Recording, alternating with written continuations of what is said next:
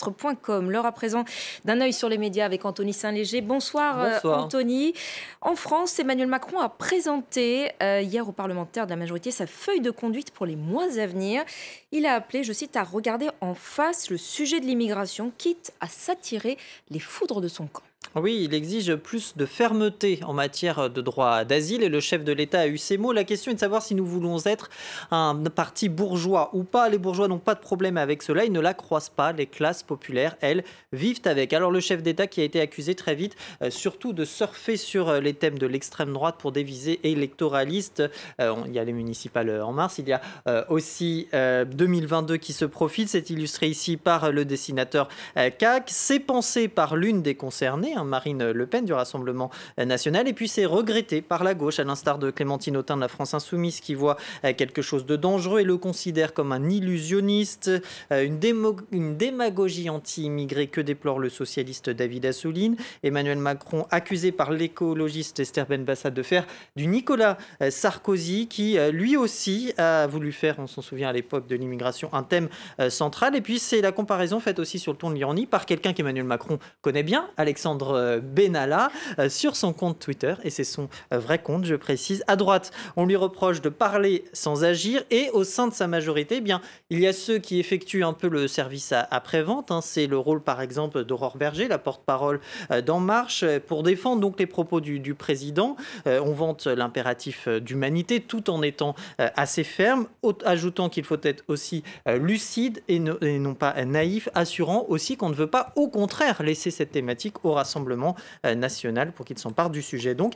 Et puis toujours au sein de LREM, mais au sein de l'aile gauche aussi, qui sont mal à l'aise avec cette ligne, comme ce député du Vaucluse qui regrette donc que les bienfaits économiques, par exemple de l'immigration, souvent vantés par les économistes, ne soient pas abordés. Lui, qui, comme 14 autres députés, ont signé une tribune pour marquer leur désapprobation avec la ligne du gouvernement en la matière. Mais les 15 auteurs l'assurent, elle a été écrite avant le discours du chef de l'État. En tout cas, il y a un débat sur l'immigration prévu le 30 septembre à l'Assemblée.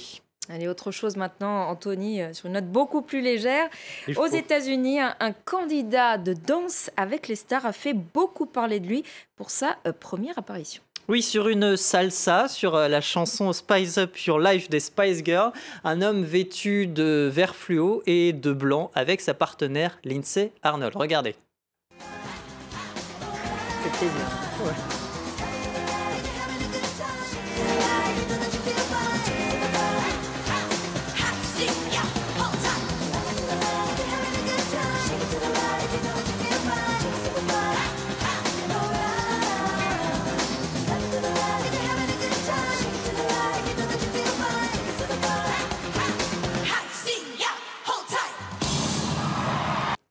Plutôt saillant. Alors, n'est-ce pas?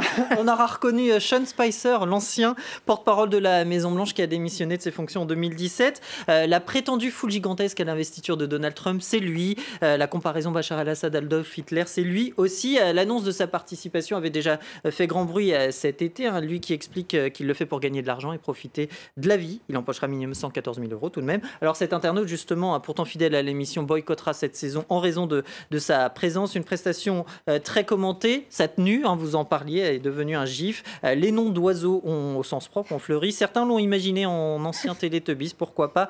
Mentir pour Trump, ce n'est pas assez indigne. C'est la critique de cette républicaine anti-Trump.